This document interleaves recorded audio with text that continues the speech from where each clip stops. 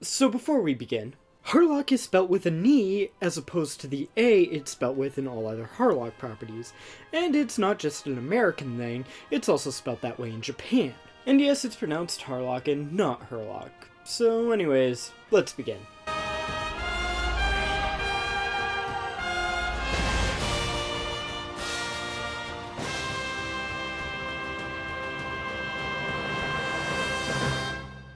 So if you've been into anime long enough, there is no doubt you've heard the name Harlock before. And well, that's because the character has been around since the 70s. Created by Leiji Matsumune, Space Pirate Captain Harlock was originally a manga that ran from 1977 to 1979, and it received its first anime adaptation in 1978. And there have been several anime adaptations of the character. And from what I can tell, there have been about 9 Harlock animes, with little connection to each other. And that's not counting the many cameos the character has had, though they're mostly Matsumoto animes. Now the one I'm going to talk about today, Space Pirate Captain Harlock, The Endless Odyssey Outside Legends, is a sequel to the original. This 13-episode anime was produced by Madhouse and aired between December 21st, 2002 and December 21st, 2003, and was brought to North America by Genion.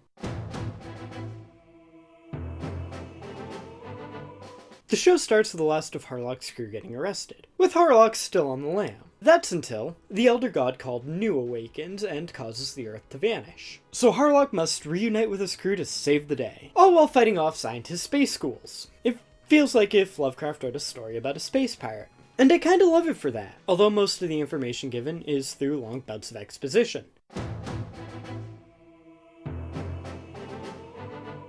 Most of the characters return from the original Captain Harlock and get almost no development, although they are mostly unimportant to the overall story. And the characters that are important do get some development. First we have Tadashi Daiba. He works as the link between the audience and the show. He is a young man who joins Harlock's crew to get revenge on the people who have killed his father, though he is baffled by Harlock's lax rules and lack of punishment. Next we have Kei Yuki. She is one of the most admired members of Harlock's crew. She is one of the most relevant characters, as she does help drive the overall plot. Then there's Arita. He is an antagonist, but he's not a villain. He's out to capture Harlock. However, he does have to deal with his own problems with the events taking place around him. Then you have the 4 zombie scientists. They are going around causing problems while trying to awaken the Elder God Nu. And finally, we have the most important character, Space Pirate Captain Harlock himself. He is a man's man of a character. He is lax with rules and has an overall calm demeanor about him. He's a man who's not afraid to take risks, although those risks are usually well calculated and thought out. I could honestly do an entire video on Captain Harlock himself. The art's unique, and that's not a bad thing.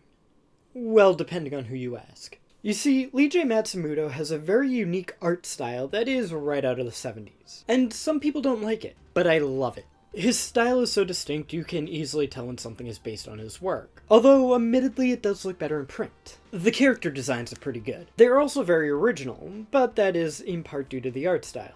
However, some characters don't really stand out, at least in the context of the show. The characters' heights range from incredibly tall to incredibly small, with very little in between. Also, the character proportions can be kinda weird. From fairly normal to oddly shaped heads to weirdly thin proportions. As for the mechanical designs, they're pretty decent. Ultimately, nothing really stands out, with the exception for Harlock's ship, the Arcadia. As for the animation itself, it's pretty solid, what you'd expect from Madhouse. The dub is pretty decent, for the most part. Everyone gives a solid performance, though some of the casting choices do seem a little off. As for the music, it's fantastic. Hell, I even want to buy the CD. Although nothing necessarily got stuck in my head. Which is fine, as the music fits every scene it's in perfectly. It has a rather Western style, often relying on Spanish guitar. The opening is a beautiful piece of music. It is calm, but exciting all at the same time. It really gets me in the mood for what's to come. The ending song is also wonderful. It kinda reminds me of something that you'd hear at a piano lounge.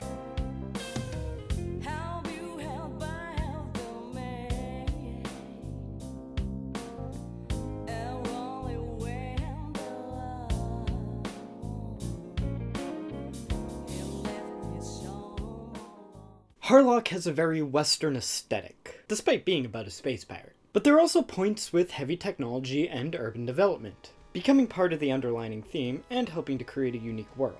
Only being 13 episodes, the show does feel a little rushed, with only some of the characters getting development and exposition just being straight up told to you.